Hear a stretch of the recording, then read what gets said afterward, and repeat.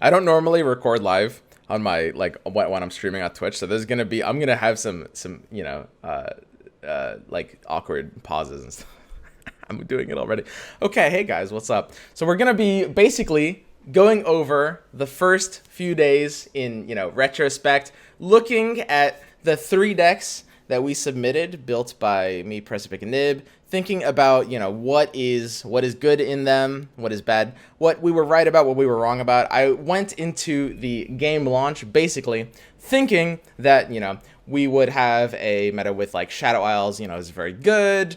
Ionia, PNZ, and Nox don't have too much of a place. They're gonna be struggling to find something to do, especially because I'm not really a big fan of the Ionia version of Shark Chariots. I like the Demacia version much better. Shadow Isles and Demacia are just the 2 best regions in the game, bar none. And then Freljord is probably 3rd, something like that. Ionia's 4th. That was kind of my ranking.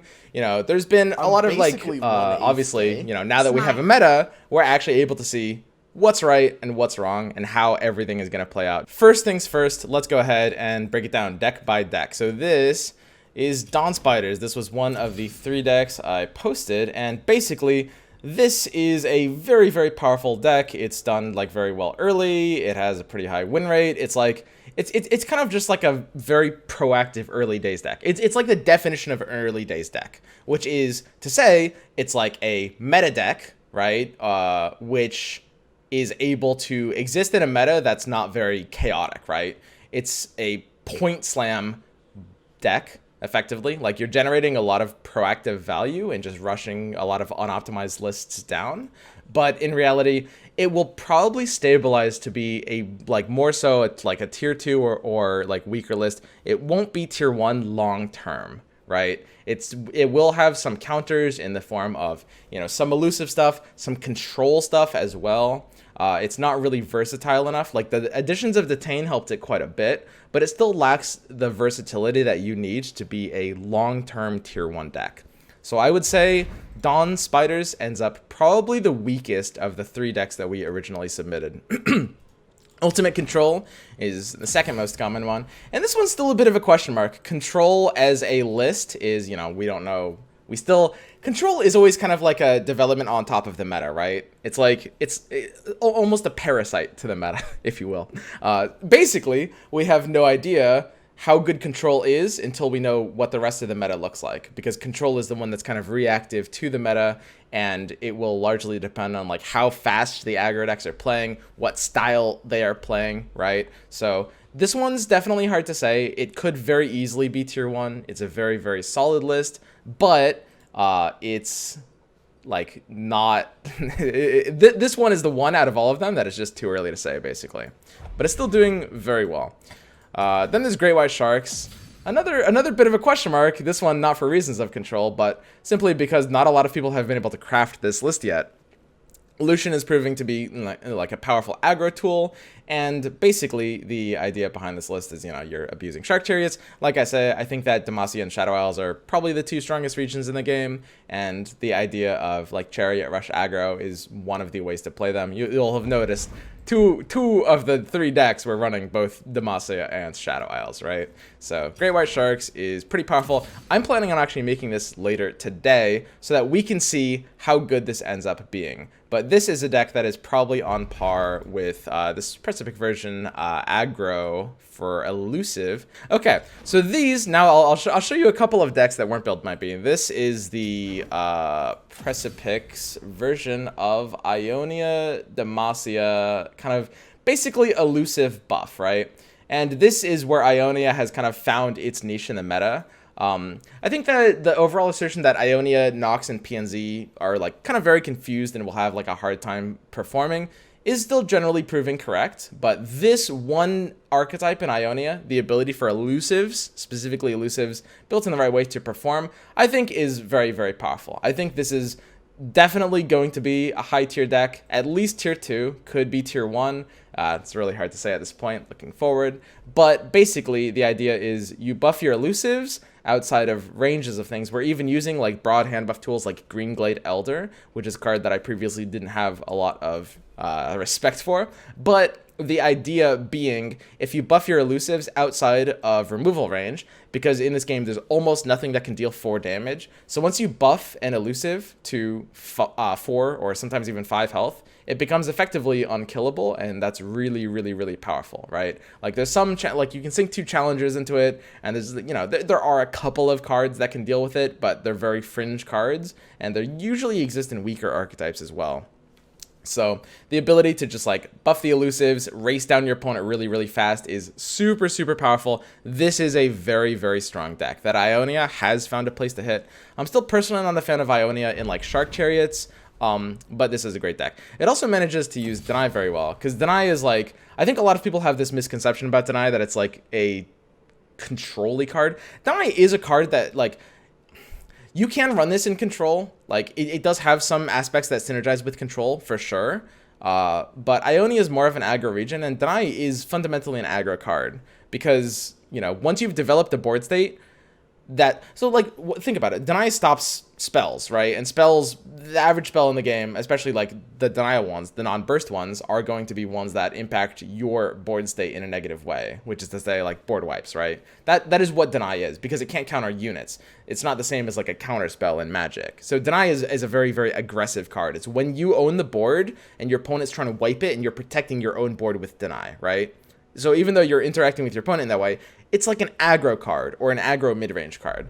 And this is a deck that is able to use Deny very, very well. Deny is able to, in this deck, Deny is just as good as like a lot of people think it is. Because I know there's this meme where like there's a lot of people that are like, oh, Deny's the best card in the game. And then there's a second camp of people that are like, oh, Deny is super overrated or something like that. But this deck uses Deny as well as everyone who thinks that Deny is the best card in the game is. Okay, so yeah, this is a very, very cool aggro deck. And then here is a Freljord Noxus deck built by Nib. And this one is almost a meta response to the elusive one. Basically, Trifarian Assessor is a really cool card from Nox that allows you to draw 1 for each 5+ power ally you have. You have the ability to draw a lot of cards off of this because it can draw off of itself when you buff it with either Omen Hawk or Hearthguard. But basically, almost the entire identity of this list is it is designed to be able, it's a mid-range deck that has the ability to kill things that can't normally be killed effectively, which is, stuff that's in like 4 or 5 HP ranges that, like I say, are oftentimes impossible to kill for other decks. And we do that with Shatter, Trifarian Glory Seeker, and Culling Strike, right? So that's one way this deck is able to, get kills and just function very well as an aggro list. Captain Thrawn is also a card that has surprised me fairly well. So where does that leave us in terms of everything? In terms of like these decks, in terms of region positions? Well, Dawn Spiders gets bumped down a bit. Like I think it's still tier 1 for now. Right now, I mean, it's an early days deck, and we're still in early days. It's proactive. It just slaps board value, but there will be meta responses. So it's still a fine craft for now just because it's so cheap. Honestly, if Dawn Spiders was more expensive of a deck, I would say, at this point in time, you shouldn't put resources into crafting it, because it does have a lifetime, and to be honest with you, the resources in the early days, while nobody has a developed collection, because you can't put money down in the game, are very precious, So, Dawn Spiders, good deck, it's great budget, but, and crafting Rossas is fine, because Rossas are just, if you ever want to play Shadow Isles, you probably do need to be on Rassa. So it still ends up working out very well. Great White Sharks is, still tier 1. Ultimate Control is still tier 1.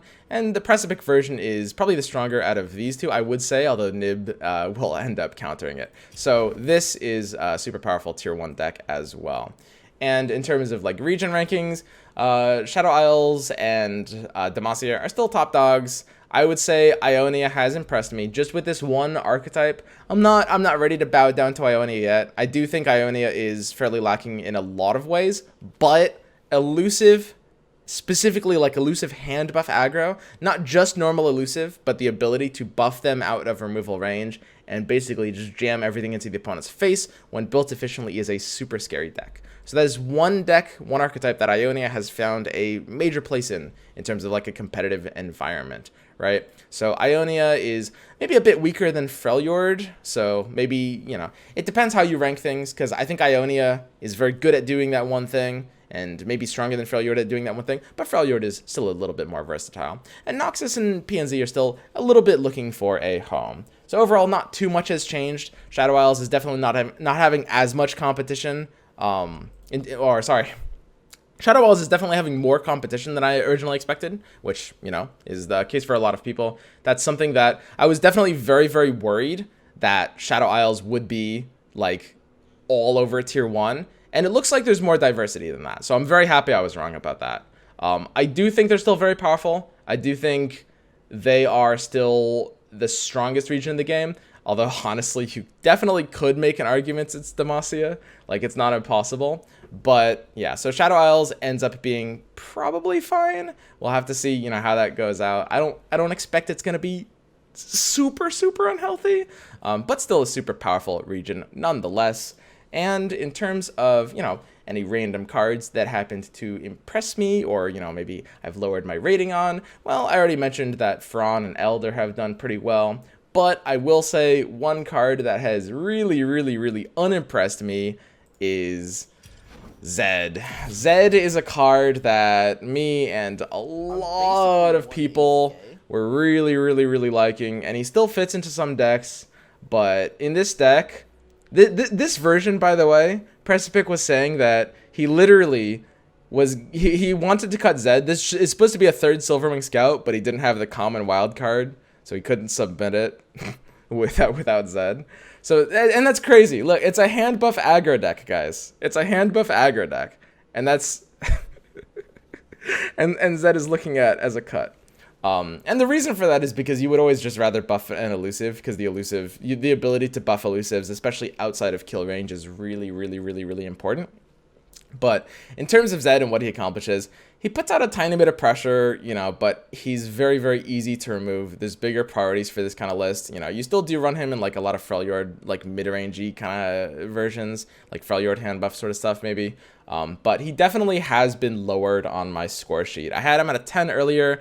I bumped him to a 9 right now, but I'm unironically considering putting him at an 8, which is... pretty crazy.